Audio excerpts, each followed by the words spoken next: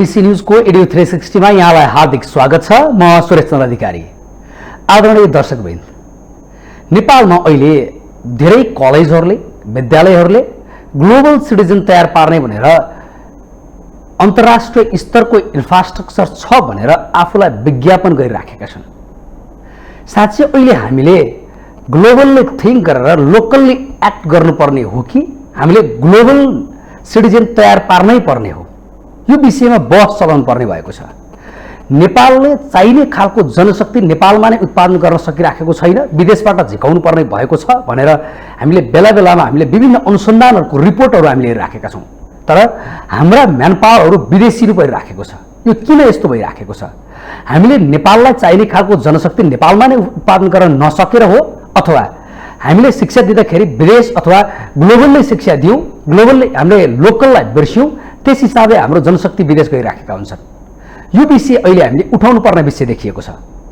आज हामी कार्यक्रममा हामीले ग्लोबल्ली खालको जनशक्ति तयार पार्ने हो अथवा लोकल्ली खालको जनशक्ति तयार पार्ने हो, अथवा हामीले ग्लोबल तयार पार्दाखेरि ग्लोबल सिटिजन तयार पार्दा हामीले लोकल्लीलाई काम गर्न सक्छ, यो विषयमा हामी केन्द्रित रहेर आज हामी कुराकानी गर्दैछौँ। अहिले काठमाडौँको राजधानीमा रहेको युनिग्लोब कलेज, जसले आफूलाई अन्तर्राष्ट्रिय स्तरको मापदण्डको इन्फ्रास्ट्रक्चर छ अनि ग्लोबल्ली सिटिजन तयार पार्ने गर्दछौँ भनेर भनिराखेको छ, सोही कलेजका प्रिन्सिपल अशोक चौधरीसँगको कार्यक्रम हामी प्रस्तुत गर्दैछौँ। सर, कार्यक्रममा स्वागत छ।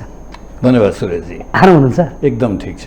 सर, सुरुवातमा अहिले मैले अलिकति उद्घोषणमा भनेको जस्तै हामीले अहिले हाम्रो जनशक्ति कलेजहरूले विद्यालयहरूले यो उत्पादन गर्दाखेरि हाम्रो नेपाली मार्केटलाई हेरेर जनशक्ति तयार पार्ने खालको ढङ्गले अगाडि बढ्नुपर्छ कि अथवा अन्तर्राष्ट्रिय बजारले हेरेर बढ्नुपर्दछ? हजुरले आफ्नो सुरुमै जुन भन्नुभयो कुरो, अब यो टेक्नोलोजीले गर्दा चाहिँ लोकली र ग्लोबली चाहिँ एकदम एकअर्काको सिनोनिम भइसकेको छ। अहिलेको परिस्थितिमा जुन जुन साधन स्रोत हामीसँग छ त्यसलाई हामीले अलि राम्ररी चाहिँ प्रयोग गऱ्यौँ भने सहयोग त लिनै पर्छ। बाहिरको सहयोग होस् कि भित्रको सहयोग होस्, सहयोग लिएर हामीले हामीसँग जुन अहिले साधन सुविधा छ त्यसलाई प्रयोग गऱ्यो भने हाम्रो लोकल जनशक्ति नै ग्लोबल जनशक्ति हुन सक्छ र भइ पनि राखेको छ। जसरी पहिले कुनै कामको लागि हामीले बाहिरबाट मान्छे ल्याएर काम गराउनु पर्थ्यो, आजकल त्यो छैन। आजकल हाम्रै बच्चा, हाम्रै प्रोडक्ट हामीलाई चाहिने गरी चाहिँ जे जति चाहिँ टेक्नोलोजीहरू चाहियो तिनीहरूले दिँदाखेरि बडो खुसी लाग्छ। त अहिले पनि सर हाम्रो जब मार्केटमा हेर्ने हो भने विदेशबाट अथवा हाम्रो देशभन्दा बाहिरबाट चाहिँ आएका म्यानपावरहरू थुप्रै देखिराखेको छ। यस्तो किन भइराखेको होला? अब जसरी हामी अहिले डेभलपिङ फेजमा छौँ, डेभलपिङ फेजमा चाहिँ हामी कसै न कहीँ कुनै न कुनै व्यक्तिलाई कि कुनै न कुनै संस्थालाई कि कुनै न कुनै मोड्युललाई एउटा एक्जाम्पलरी मोड भनेर हामीले त्यसको हेल्प लिनै पर्छ। त्यो लिँदाखेरि त्यो सिस्टमलाई, त्यो टेक्नोलोजी चलाउनलाई चाहिँ जबसम्म हामी बाहिरबाट ल्याएर हाम्रो यहाँ लोकललाई चाहिँ ट्रेन दिँदैनौँ तबसम्म हामी उनीहरूको अलिकति भर पर्नै पर्छ। त्यो चाहिँ धेरै दिनसम्म रहँदैन, किनभने हामी पनि सुरु गर्दाखेरि अर्काको हेल्प लिएर सुरु गऱ्यौँ। तर आज हामी नै यति दक्ष माने भनौँ न जनशक्ति उत्पादन गरिसकेका छौँ, हामीलाई अब बाहिरको मुख हेर्नु पर्दैन। भनेपछि हाम्रो अहिले हामीले दिइरहेको शिक्षा ले हाम्रो नेपालमा आवश्यक पर्ने खालको जनशक्ति अब तयार पारिराखेको छ, हामी बाहिरबाट ल्याउनु पर्दैन भन्ने कुरामा हामी आश्वस्त हुन दिन आएको हो। एकदम म आफै भन्दैछु नि त, भने आफ्नै अनुभवले त मान्छेले अरूलाई भन्न सक्छ। म त आफै अनुभव गरिरहेको छु। आज मलाई कुनै एकदम हाई प्रोफाइल टेक्निसियन चाहियो, डेभलपर चाहियो, मेरो बच्चा अब रेडी हुन थालेको छ। उनीहरूलाई चाहिँ हेरेर म किन बाहिरबाट मगाउँछु? मेरो बच्चालाई, मेरो प्रोडक्टलाई, उसलाई त यो ठाउँको बारेमा सबै कुरो थाहा छ। बाहिरकोलाई बोलायो भने त उसलाई सबै कुरो भन्नुपर्छ, सिकाउनुपर्छ। मेरो प्रोडक्ट ऊ अलिकति इफिसियन्ट छ भने उसले त बडो सजिलो तरिकाले मेरो सबै काम गरिदिन सक्छ। मलाई त म त पूर्ण 100% म यसमा एकदम हजुरसँग अग्री गर्छु। यस आउने समयमा हामीले कसैको मुख हेर्नु पर्दैन, हाम्रो आफ्नै जनशक्तिले हाम्रो सबै आवश्यकता चाहिँ पुरा गर्छ। जस्तो 10 कक्षासम्मको हेरियो भने त एउटा साधारण पाठ्यक्रम सबैले त्यही विषय पढ्दै गइराखेको हुन्छ, त्यसमा कुरा भएन। जब कक्षा 11मा विद्यार्थी पुग्छन् त्यसपछि हामी हुन त अहिले फ्याकल्टी वाइज भनिएको छैन, तैपनि त्यहाँ हेर्दाखेरि फ्याकल्टी छुट्टिन्छ। यस्तो बेलामा हाम्रा विद्यार्थीहरूले के हेरेर फ्याकल्टी चुज गर्नुपर्छ जस्तो लाग्छ अहिले? यसको 2-3वटा कारण। एक, बच्चाको आफ्नो गोल के छ, कुन फिल्डमा चाहिँ ऊ आफूलाई फिट पाउँछ। दोस्रो चाहिँ सपना हेर्नु, एउटा त गोल फोकस, अर्को चाहिँ ऊ प्यासनतिर, ऊ सपनातिर। आज पाइलट हेऱ्यो भने पाइलट बन्ने इच्छा लाग्छ, भोलि इन्जिनियर हेऱ्यो भने इन्जिनियर इच्छा लाग्छ। त्यस्तालाई चाहिँ राम्ररी काउन्सिलिङ गर्नुपर्छ। उनीहरूलाई चाहिँ उनीहरूको काउन्सिलिङ गराएर एक्चुअल उसको भित्र के छ त्यो एक्सप्लोर गराउनु एकदम जरुरी छ। र तेस्रो चाहिँ उनीहरूको पृष्ठभूमि, ब्याकग्राउन्ड कस्तो छ। अब घरमा दाइ चाहिँ इन्जिनियर भयो त उसमा पनि स्वतः त्यो बन्न किन इच्छा लाग्छ, किन उसको गाइडेन्स घरमै छ। के चाहिँ बुवाआमा, अब सबैजनाले छोरी डक्टर छ भने छोरा इन्जिनियर बनोस्, दुई फिल्डको दुईटा होस्, यो चाहिँ बाआमाको चाहना हुन्छ। त यो 3वटा कुरो चाहिँ गोल, ड्रिम र ब्याकग्राउन्ड, यो 3वटाले चाहिँ यहाँबाट 11देखि चाहिँ यिनीहरूको फिल्ड चाहिँ छुट्याउँछ। सरले 3वटा कुरा भनिरहँदाखेरि गोल भन्नुभयो, ड्रिम भन्नुभयो र ब्याकग्राउन्ड, यो कुरा भन्दै गर्दाखेरि हाम्रो देशलाई आवश्यक पर्ने खालको जनशक्ति, त्यो चाहिँ म्यान पावर कस्तो खालको पर्छ भनेर त्यो चाहिँ हामीले हेर्नु पर्दैन होला? एकदम। त्यसमा कस्तो छ भने यो त व्यक्तिगत आवश्यकता, व्यक्तिगत इच्छाको कुरो भयो। अब व्यक्तिगत इच्छा लिएर जब बच्चा हामीसँग आइपुग्छ, यो 3वटा कुरोले त उसलाई कुनै न कुनै गन्तव्यमा त पुर्याउँछ हो। त्यो पुर्याउँदाखेरि त्यो कुन लेभलमा ऊ जनशक्तिको उत्पादन हुनुपर्छ। मानव ऊ इन्जिनियरिङैतिर गयो भने कुशल इन्जिनियर हामीलाई हाम्रो परिवेशको हिसाबले काम लाग्छ कि लाग्दैन त्यो हिसाबले हामीले त्यो जनशक्ति उत्पादन गर्नुपर्छ। मानव ऊ नर्सिङैतिर गयो भने फेरि हामी त्यही गरौँ, हाम्रो आवश्यकता अनुसारको जनशक्ति उत्पादन गरौँ। यो सबै हाम्रै हातमा हुन्छ। त्यो बच्चा त आउँछ आफ्नो सपना लिएर कि यो 3वटा फेज लिएर आउँछ, तर त्यसको चाहिँ हामी आफ्नो आवश्यकता अनुसार आफ्नो देश, वातावरण, गाउँ, जे जति हाम्रो यहाँको स्थिति परिस्थिति छ त्यो हिसाबले सुहाउँदो गरी चाहिँ जनशक्तिको उत्पादन गर्ने जुन जिम्मा हुन्छ त्यो हामीहरूकै नै हो।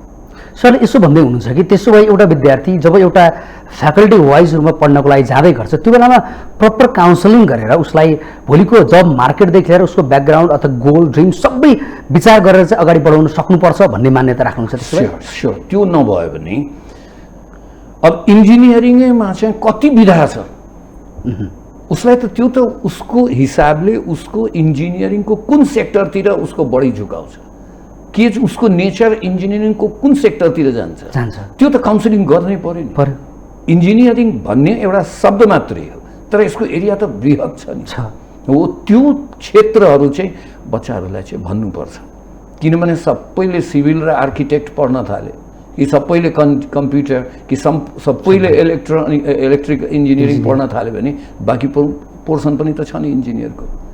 अब आजकल त एग्रो इन्जिनियरिङ त कति भनौँ न कति डेभलप भइरहेछ, कति डिमान्ड छ, त्यो चाहिँ उतातिर पनि उनीहरूलाई त काउन्सिलिङ गर्नुपर्छ कि these are the some of the sectors you can focus on, होइन? त्यो काउन्सिलिङ चाहिँ एकदम दिनुपर्छ। जस्तो हामी कहाँ हेर्ने हो भने काउन्सिलिङ गर्नको लागि भनेर जस्तो एससी पछाडिका थुप्रै ब्रिज कोर्सका नाममा विभिन्न संस्थाहरू खोलेका छन्। कलेजहरूले त आफ्नो विद्यालयमा, आफ्नो स्कुलहरूमा, आफ्नो कलेजमा जुन छ त्यसकै प्रचार गरेको जस्तो देखिन्छ, बढी त्यस्तै काउन्सिलिङ गरिरहेको छ। तर छुट्टै रूपमा एउटा विद्यार्थीको करियर काउन्सिलिङ गर्ने खालको, विद्यार्थीहरूलाई यसो भएर यसो हुन्छ भन्ने खालको, वाट नेक्स्ट भन्ने खालकोमा त त्यस्तो भइराखेको अवस्थामा कसले प्रपर काउन्सिलिङ गरिदिने त? अब जसरी अहिले जुन भनौँ न एसई सकियो, विद्यार्थीहरू कलेज भिजिट गर्न आउँछन्, म अर्काको त कुरा गर्दिनँ, म चाहिँ आफै हाम्रो रजिस्ट्रेसन भएका बच्चाहरूलाई एभ्री डे 100 जनालाई म वेबिनार लिन्छु आफै। अहिले हजुर र मेरो कामै हो काउन्सिलिङ गर्न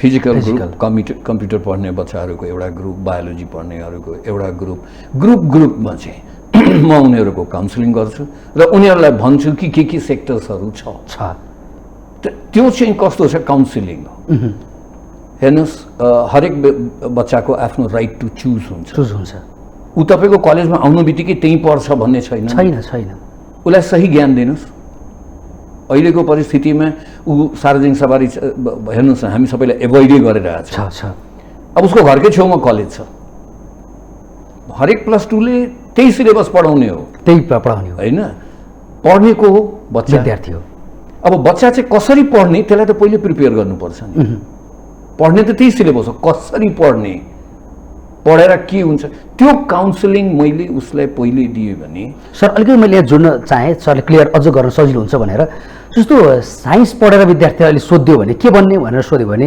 साधारण भाषामा मान्छेले डक्टर बन्ने इन्जिनियर बन्ने एउटा यस्तो छ तर साइन्स पढेर डक्टर इन्जिनियर मात्र त्यसको फिल्ड होइन तर त्यो कुरा विद्यार्थीलाई त अहिलेको यो भर्खर दशक से पढ्दै गरेका दशक से पढेर सिक्दाका विद्यार्थीलाई साइन्सको त बृहत सेक्टरको बारेमा त थाहा हुँदैन यो कुरा चाहिँ तपाईँले काउन्सिलिङ मार्फत हामी जानकारी गराउँछौँ भनेर सरले भन्न खोज्नु भएको हो हजुर मैले त्यही भन्न तपाईँ भन्नुभयो 10-12 पढिसकेपछि पनि बच्चालाई थाहा छैन कि म कहाँ जाउँ यो बडो विदारक स्थिति हो यो राम्रो होइन यो 10 पछि नै ऊ बच्चालाई चाहिँ एक त गार्जियन पनि अवेयर हुनुपर्छ 10 को जाँच सकिसकेपछि 3 महिना खाली 4 महिना खाली बस्छ त्यतिखेर त काउन्सिलिङ गराइदिनु रिजल्टको लागि पर्खिराख्नुहुन्छ रिजल्ट आउँछ कलेज जाने बिल्डिङ हेर्ने छान्ने सक्यो तामझाम हेर्ने होइन लोभ प्रलोभ हेर्ने यो एक्चुअली बडो नराम्रो एउटा प्रवृत्तिको विकास भएको छ होइन अब तपाईँ राखेर ऊ बच्चालाई पहिले राम्ररी काउन्सिलिङ गर्नुभयो भने ऊ स्वतः तपाईँसँगै आउँछ किनभने उसलाई त लाग्छ कि मैले अब आउने समयमा उसैले चाहिँ मलाई बाटो देखाइदिन्छ भन्ने ऊ त त्यहीँ आउँछ किन त्यो व्यवसायीकरणतिर बढी जाने कि प्रलोभन दिने यताउति त्यो चाहिँ नगरिकन उसलाई सही बाटो देखाउनुहोस् सही बाटो देखाउनु भयो भने तपाईँको पछि आउँछ भनेपछि अहिले जसरी कलेजहरूमा अथवा विद्यालयहरूमा एआर कक्षा पढ्नको लागि जहाँ विद्यार्थीहरूको भिड लागिरहेको छ छान्ने कुरामा त्यहाँ प्रपर काउन्सिलिङ भएको छ त्यहाँ विद्यार्थीहरूले यहाँ पढ्दाखेरि म एउटा ग्लोबल सिटिजन चाहिँ बन्न सक्छु भन्ने ढङ्गले आएको छन् र त्यहाँ विद्यार्थी भिड भएको भन्ने सरले मान्नुहुन्छ त्यसो भए यो मान्छु सर एकदम अक्षरशः सत्य अनि सर अर्को के लाग्न सक्छ सर सबै कलेजहरू सबै विद्यालयहरू जहाँ अहिले सरले भन्नुभएको जस्तो ढङ्गले काउन्सिलिङको वातावरण बनिराखेको होला दुईटा यसमा म पक्ष जोड्छु एक त्यसको इनिसिएसन विद्यार्थी र अभिभावकबाट पनि हुनुपर्छ एक पहिलो दोस्रो चाहिँ बाइ द वे आएन भने आफै पहल गरिदिँदा के नै जाला होइन अब पहल गरिदियो भने हजुर पहिले हजुरको बच्चा चाहिँ साइन्स पढ्छ भने साइन्समा के पढ्छ कुन फिल्डमा जान सक्छ ल ठिक छ सबै डक्टर इन्जिनियर त बन्दैन त उसलाई बाटो पनि त देखाउनु पर्यो नि कि प्लान ए यो बी यो सी यो ऊ त पहिलेदेखि भएन भने 12 क्लास पास गरिसकेपछि ऊ मेडिकल फिल्डमा चाहिँ ट्राई गर्छ सक्सेस भएन भने डिप्रेसनमा जान्छ त्यसपछि उसलाई त कुनै बाटो नै थाहा हुँदैन अनि के गर्छ त विदेश जान्छ किन उसलाई कुनै बाटो थाहा छैन सर अलिकति यहाँ प्रश्न त्यो एउटा उठाइहाल्नु भयो एउटा विद्यार्थी 12 पढ्नु जस्तो म एमबिबिएसमा जान्छु भनेको विद्यार्थी कक्षा 12 त्यो एमबिबिएस निकाल्न नसकेपछि ऊ इन्जिनियरिङमा जान्छ त्यो सोचमा त्यस्तो परिवर्तन कसरी आउन सक्छ दुईटा कुरो एक उसलाई सफलता चाहियो उसले समाजमा के देखेको छ कि उसको दिमागमा के भरेको छ भने साइन्स पढिसकेपछि मेडिकल सेक्टर के चाहिँ इन्जिनियरिङ सेक्टर उसलाई तेस्रो सेक्टरको बारेमा चाहिँ थोरै कसैले जानकारी दिन्छ अनि उसले एउटा बाटो बन्द हुन बित्तिकै उसले के गर्छ त दोस्रो बाटो चाहिँ ढकढकाउन थाल्छ हैन त्यो चाहिँ अहिले मेन्टालिटी डेभलप भएको छ तर ऊ राम्ररी एउटा फिल्डमा सपोज उसले मेडिकली फिल्ड रोजेर त्यसैमा राम्ररी उसले तयारी गरेर मानौ उसको एमबिबिएसमा भएन अरू पनि त बाटोहरू छ अरू पनि त ढोकाहरू छ त्यो चाहिँ उसलाई अवेयर गराइदियो भने ऊ चाहिँ इन्जिनियरिङतिर नजान्छ कि हो मैले त्यही जोड्न खोजेँ सर अझ फेरि मेडिकल भन्ने बित्तिकै डक्टरमा मात्रै एमबिबिएसमा मात्रै जाने विद्यार्थी अरू ढोका छैन भनेर चाहिँ बुझाउन नसक्नु कसको कमजोरी हो भन्न यो अलिकति जोड्न खोजेँ। एकदम सही भन्नुभयो सुरेशजी, दुवैजनाको हाम्रो पनि कमजोरी हो, हामीले त्यो कुरो उनीहरूलाई राम्ररी भनेका छैनौँ र बच्चाको चाहिँ जसले साधन सुविधा पुर्याइराख्नु भएको छ अभिभावक भनौँ न उहाँको पनि कुनै हामी के भन्छौँ विद्यार्थी बच्चा, ऊ त बच्चा हो, उसलाई त त्यो स्तरको ज्ञान चाहिँ दिनुपर्छ। कुनै कुनै बच्चामा पहिलेदेखि हुन्छ, मैले जुन अघि भने फोकस ऊ त हुन्छ, तर जो चाहिँ बिचरा प्यासनमा चाहिँ भनौँ न एउटा सपना हेरेर आएका हुन्छन्, उनीहरूलाई त एउटा सपना टुट्न बित्तिकै चाहिँ उनीहरूलाई त आफूलाई चाहिँ भनौँ न म न यताको न उताको, त्यतिखेर चाहिँ सबभन्दा बढी काउन्सिलिङ उनीहरूलाई गर्ने आवश्यकता हुन्छ। म यो भन्दिनँ कि हामी यसो गर्छौँ, हेर्नुहोस् म चाहिँ हाम्रो एकजना डक्टरै हुनुहुन्छ, उहाँलाई यो फिल्डको बारेमा बडो राम्रो जानकारी इभन एक सुको कने यहाँ कति खर्च लाग्छ, त्यहाँ कति एक कुरो चाहिँ हामी बच्चाहरूलाई राखेर जानकारी गराउँछौँ। 1 घन्टाको सेसन राख्छौँ, 3.5 घन्टा जान्छ, यति क्वेसन आउँछ बच्चाहरूको। त्यस्तै एकजना इन्जिनियर हुनुहुन्छ, उहाँलाई पनि म त्यो इन्जिनियरिङ फिल्डको पनि उहाँले एकवटा कुन फिल्डमा जान सकिन्छ, यो सिभिल भएन, आर्किटेक्ट भएन, पोलिमेयर इन्जिनियरिङ दिस द्याट सबै भन्नुहुन्छ, यसको पढाइ नेपालमा हुँदैन, एरोनोटिक्सको यो पाइलट ट्रेनिङ एभ्रिथिङ चाहिँ हामी प्रयास गर्छौँ कि बच्चालाई दिउँ अनि सक्सेस पनि भइराखेका छौँ। किनभने म चाहिँ यो जुन हजुरले अघि भन्नुभयो यो सत्यलाई चाहिँ म तथ्य मानेर चाहिँ म इम्प्लिमेसनमा लाग्छु।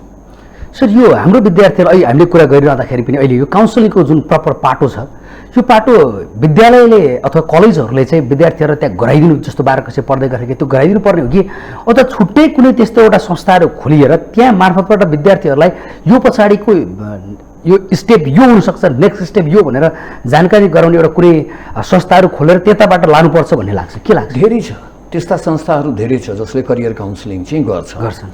तर कस्तो छ भने त्यो पनि कतै व्यावसायिक पो छ कि? व्यावसायिक छ, त्यो त व्यावसायिक छ, जसलाई हामी भनौँ न एउटा नर्मल शब्दमा कन्सल्टेन्सी के भन्छौँ होइन, छ। तर एउटा कुरो चाहिँ त्यहाँ गएर गर्नु, त्यहाँ जाँदाखेरि उसलाई के हुन्छ, यसले मलाई ठग्छ कि भन्ने, यसले मलाई गलत जानकारी दिन्छ कि। तर तपाईँले त्यही मान्छेलाई कलेजमा ल्याएर अनि बच्चालाई दिनुभयो भने बच्चा पत्याउँछ, किन कलेजले चाहिँ जिम्मा ल्याएको छ होइन। त्योभन्दा राम्रो जुन म अघि भने नि त एउटा व्यक्ति विशेषलाई लिएर आउने, जसलाई चाहिँ त्यसको बारेमा पुरै थाहा छ, त्यो व्यक्ति विशेषले बोल्दाखेरि चाहिँ ऊ बच्चाले त्यसमा चाहिँ सपना हेर्छ, ए डक्टर हो यो, उहाँले जे भन्नुभएको छ त्यसरी गरे भने म पनि त्यो ठाउँमा पुग्न सक्छु। उसले त्यहाँ चाहिँ आफ्नो रोल मोडल हेर्छ। तर संस्था कुनै बोलाएर दियो भने होइन, ऊ संस्थाका मान्छे त त्यो एउटा ओरेटर मात्रै, बोल्ने मात्रै, उसले कन्भिन्स मात्रै गर्ने, ऊ आफू चाहिँ त्यो फिल्डको जान्ने मान्छे चाहिँ होइन है। त्यो फिल्डका चाहिँ भनौँ जान्ने त होला, तर त्यो फिल्डका चाहिँ ऊ भनौँ न व्यावसायिक मान्छे चाहिँ प्रोफेसनल चाहिँ होइन। तर यसरी कलेजमा बोलाएर, पाइलट बोलाएर, सिए बोलाएर, डक्टर इन्जिनियर, हेड नर्स, यिनीहरू चाहिँ हाम्रो ठुलो ठुलो वकिलहरूलाई चाहिँ एडभोकेटहरूलाई बोलाएर, रिटायर्ड जजहरूलाई बोलाएर त्यो दिँदाखेरि चाहिँ कस्तो हुन्छ भने रोल मोडल त बच्चाको आँखाको अगाडि छ। यो अभ्यास हाम्रो नेपाली कल्चरमा त्यति देखिन्छ त सर? ठिक छ, कसै न कसैले पहल गर्नुपर्छ। आज मैले गरेको छु, मैले हजुरलाई भने अब यो एबिसी च्यानलबाट धेरैजनाले हेर्नुहुन्छ, केही प्रयास गर्नुहुन्छ कि होइन? मलाई आशा छ यो हेर्नुहोस्, तपाईँले यो कार्यक्रम चलाउने प्रयास के को लागि? यही होइन कि जनमानसमा चाहिँ यो सूचना जाओस् कि यसरी गराउनु पर्छ, कुनै कुनै ठाउँले गरिरहेछ, वाइ नट यु होइन? मेरो त्यो भनाइ छ, गरिरहेछन्, अहिले धेरैले गरिरहेछन्। त्यसैमा त गर्व के लाग्छ भने सुरुवात हामीले गऱ्यौँ कि यस इनिसिएसन चाहिँ गर्दैछौँ र बिस्तारै बिस्तारै अझै बढाउँदै जान्छौँ सेक्टर्सहरू चाहिँ, किन धेरै सेक्टर्स छ। जसरी हेर्नुहोस्, मैले यति कुरो भने, मैले कृषिको बारेमा केही भन्दै भनिनँ होइन, किन मैले सुरु गरेकै छैन। अब म जुन दिन सुरु गर्छु कृषिको बारेमा, किन बच्चा पढेर लेखेर खेती गर्न सक्दैन? सक्छन्, नयाँ प्रविधि ल्याउन सक्छ सक्छ। होइन वो त्यो चाहिँ मैले अहिलेसम्म दिन सकेको छैन छैन। त्यो चाहिँ दिन्छु अहिले जुन नयाँ माने सिलेबसहरू जुन आएको छ 11-12 को धेरै विरोध भयो है भयो, धेरै विरोध मलाई भयो, चाहिँ मन पर्यो ग्रास रुटसम्म छुने गरी सिलेबस बनाएको छ बनिएको छ। हेर्नु त इभन मौरी पालनको पनि ज्ञान दिने भनेको छ दिइरहेको छ। अहिलेदेखि नै मसँग त्यो त्यो त्यस्ता जनशक्ति मसँग छैन भने म पनि दिन्छु होइन किनभने यो पनि व्यवसाय त हो अहिलेदेखि नै ऊ त्यसको बारेमा सबै कुरो बुझ्न थाल्यो भने त मौरी पालकहरू हेर्दैन कति कस्तो कस्तो अहिले माने सफल भइसक्नु भएको छ यो चाहिँ अहिले मैले दिएको छैन तर निकट भविष्यमा दिन्छु त मैले आज दियो भने तपाईँ हेर्नुभयो अशोक सर के गर्नुभयो मैले यो दिएँ कहाँबाट फलानुबाट तपाईँ पनि त्यहाँबाट दिन सक्नुहुन्छ प्रयास चाहिँ कसै न कसैलाई चाहिँ गर्नै पर्छ भनेपछि हामीले ग्लोबल सिटिजन तयार पार्ने कुरा अथवा क्वालिटी एजुकेसन दिने भन्ने कुरा चाहिँ प्रपर काउन्सिलिङ गर्न सकियो विद्यार्थीलाई राइट टाइममा राइट काउन्सिलिङ गर्न सक्यो भने मात्रै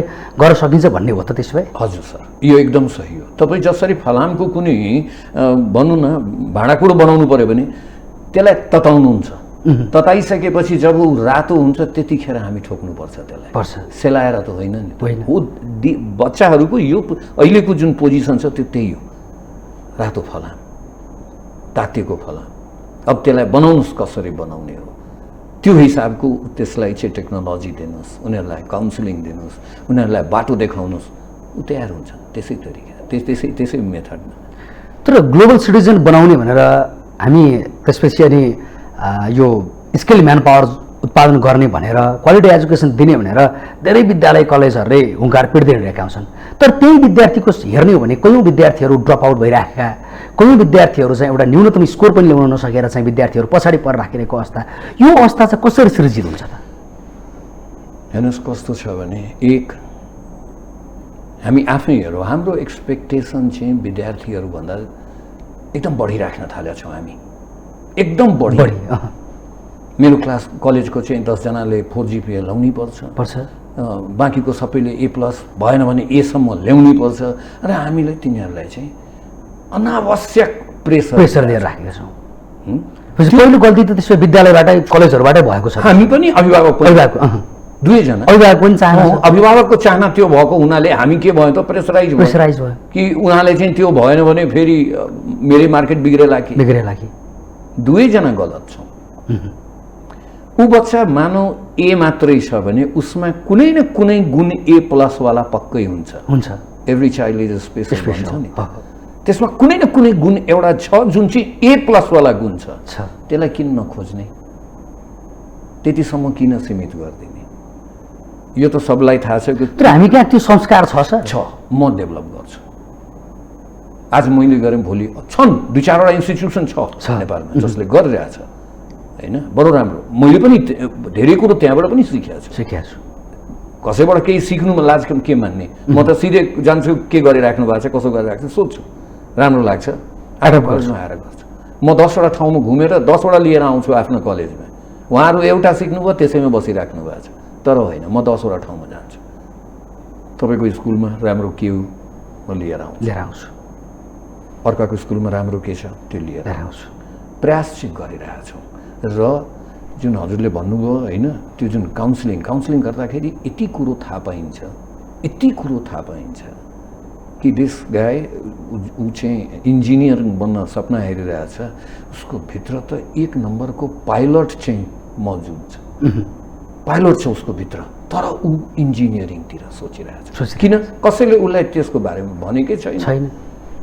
त्यस्ता कुराहरू चाहिँ त्यहाँबाट देखिन्छ अनि वी काउन्सिल है म गार्जियन बोलाएर बच्चा राखेर होइन त्यस्ता चाहिँ हामी एकदम काउन्सिलिङ त हामी धेरै गर्छौँ जस्तो हामीले ग्लोबल सिटिजन तयार पार्ने क्रममा हाम्रो कतै हामीले योगदान गर्न फ्याक्टर भनेको त्यसो भए प्यारेन्ट्सहरूको एउटा उच्च चाहना अनि विद्यालय अथवा कलेजहरूको एडमिनिस्ट्रेसनबाट राम्रोसँग गाइड गर्न नसक्नु हो त होरबाजी होइन फल्स जुन क्लेमिङ एटिट्युड जुन हुन्छ नि कि बच्चा चाहिँ अब इमेजिन गर्नुहोस् है 25 जना चाहिँ मेरो कलेजबाट नाम निकाले मैले 25 जनाको चाहिँ ब्यानर बनाएर पेपरमा छापिदिएँ पेपरमा 26औं को के हाल हुन्छ होइन होइन त्यो त संस्कृति नै छैन त्यो छैन। हामी 26औं को हेर्दैनौँ। जबकि त्यो भविष्यमा गएर त्यो 26औं नम्बर त्यो 25औंलाई टप 25 जनालाई टप सक्छ। हामी त्यो हेर्दैनौँ। किन? हामीलाई त प्रचारबाजीमा जानु छ। We are the best. यो प्रवृत्ति चाहिँ म बिस्तारै बिस्तारै घटाउँदै गएको छु। यो चाहिँ बिस्तारै बिस्तारै म एकदम घटाउँदै जान्छु। अब मेरो कुनै बच्चा चाहिँ टप गर्यो भने हो त्यसको जानकारी कलेजमा राख्छु, न्युजपेपरमा हाल्दिनँ। किनभने मानव ऊ सेकेन्ड भयो भने बेचारा जुन मेरो कलेजको 5th वाला चाहिँ उसको जुन 7th छ, जुन 15th छ, सेकेन्ड राखेर त मैले एकदम नाम कमाएँ। त जुन 15th 16th भएको छ उसको त्यसै कारण कलेजमा जानकारीको लागि राख्ने हो, यो सेकेन्ड, यो 5th, यो 7th, यो 15th। तर त्यो सबै त पत्रिकामा दिन त पाउँदैन। गल्ती त हाम्रो पनि छ हैन? हामी पनि यो गलत प्रचारबाजीमा चाहिँ हामी पनि लागेका छौँ। यो गलत हो। हेर्नुहोस्, यो अन्तर्मनमा सबैलाई थाहा छ गलत। तर यसको अगेन्स्टमा चाहिँ बिस्तारै बिस्तारै हामी पनि उठ्छौँ। अनि तपाईँहरूलाई पनि रिक्वेस्ट गर्छौँ हामीलाई सहयोग गरिदिनुहोस्।